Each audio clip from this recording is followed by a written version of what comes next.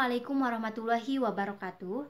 Saya Aisyah dari Universitas Nusa Putra, program studi manajemen semester 2. Di sini saya akan membahas materi tentang akuntansi biaya pada pertemuan keempat, yaitu tentang metode harga pokok pesanan full costing.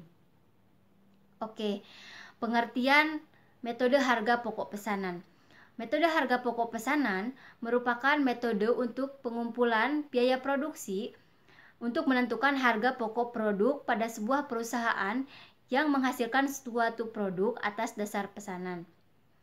Kemudian full costing adalah metode untuk menentukan harga pokok produk dengan cara memasukkan semua komponen biaya produksi pada sebuah perusahaan yang meliputi biaya bahan baku, biaya tenaga kerja langsung, biaya overhead variabel, dan biaya overhead pabrik tetap. Nah, adapun tujuan menggunakan metode harga pokok pesanan yaitu untuk menentukan harga pokok produk pada setiap pesanan, baik itu pesanan secara keseluruhan atau pesanan secara satuan. Adapun karakteristik harga pokok pesanan. Yang pertama yaitu setiap jenis pesanan harus dihitung harga pokok produksinya secara individual. Yang kedua yaitu biaya produksi dibagi menjadi dua, yaitu biaya produksi langsung dan biaya produksi tidak langsung. Apa itu biaya produksi langsung dan biaya produksi tidak langsung?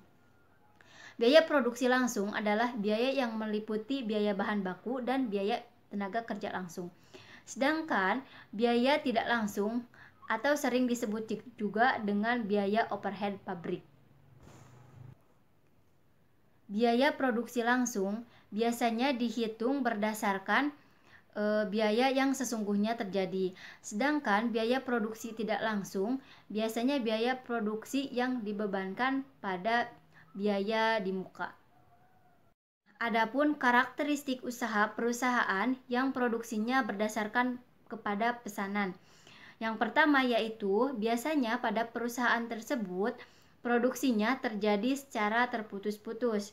Kemudian yang kedua yaitu biasanya produk yang dihasilkan sesuai berdasarkan dengan spesifikasi yang telah ditentukan oleh pemesan.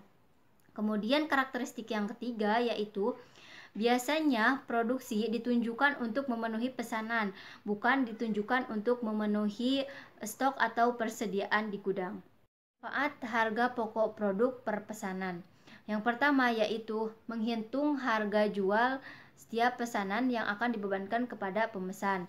Yang kedua yaitu untuk menentukan penerimaan atau penolakan pesanan. Yang ketiga untuk menentukan realisasi pesanan. Yang keempat yaitu untuk menghitung laba atau rugi per pesanan. Dan yang kelima itu untuk menentukan biaya persediaan barang jadi dan biaya persediaan dalam proses yang disajikan dalam neraca. Adapun cara untuk menentukan harga jual yang akan dibebankan kepada pemesan, yaitu dengan cara menentukan taksiran biaya produksi untuk pesanan ditambah taksiran biaya non-produksi yang dibebankan kepada pemesan, yang nantinya akan dijumlahkan menjadi taksiran total biaya pesanan, kemudian dijumlahkan dengan laba yang diinginkan perusahaan, yang hasilnya akan menjadi taksiran harga jual yang dibebankan kepada pemesan. Selanjutnya, untuk menaksir biaya bahan baku yang akan dikeluarkan, yaitu dengan cara menambahkan taksiran biaya bahan baku dengan taksiran biaya tidak langsung dan taksiran biaya BOP, yang kemudian hasilnya akan menjadi taksiran biaya produksi. Kemudian selanjutnya, mempertimbangkan penerimaan atau penolakan pesanan, yaitu dengan cara menghitung biaya produksi, diantaranya taksiran biaya bahan baku ditambah dengan taksiran biaya tenaga kerja, yang kemudian ditambah dengan taksiran biaya overhead pabrik, kemudian hasilnya akan menjadi taksiran total biaya produksi. Kemudian dengan cara biaya non-produksi, yaitu biaya taksiran biaya administrasi dan umum, taksiran biaya pemasaran dijumlahkan, yang nanti hasilnya akan menjadi taksiran biaya non-produksi. Kemudian taksiran biaya non-produksi ditambah dengan taksiran total biaya yang hasilnya akan menjadi taksiran total harga pokok pesanan. Selanjutnya yaitu menentukan realisasi biaya produksi, yaitu dengan cara memperhitungkan biaya produksi sesungguhnya yang dikeluarkan untuk pesanan tertentu, yaitu dengan cara menjumlahkan biaya bahan baku sesungguhnya dengan biaya tak sesungguhnya ditambah dengan taksiran BOP yang hasilnya akan menjadi total biaya produksi. Kemudian selanjutnya menghitung laba atau rugi bruto tiap pesanan, yaitu dengan cara menambahkan harga jual yang dibebankan kepada pemesan ditambah dengan biaya produksi pesanan tertentu yang terdiri dari biaya bahan baku sesungguhnya, biaya tenaga kerja langsung sesungguhnya, biaya taksiran, biaya overhead pabrik yang hasilnya akan menjadi total biaya produksi tiap pesanan ditambah dengan harga jual yang dibebankan tadi sebelumnya yang hasilnya akan menjadi laba atau bruto.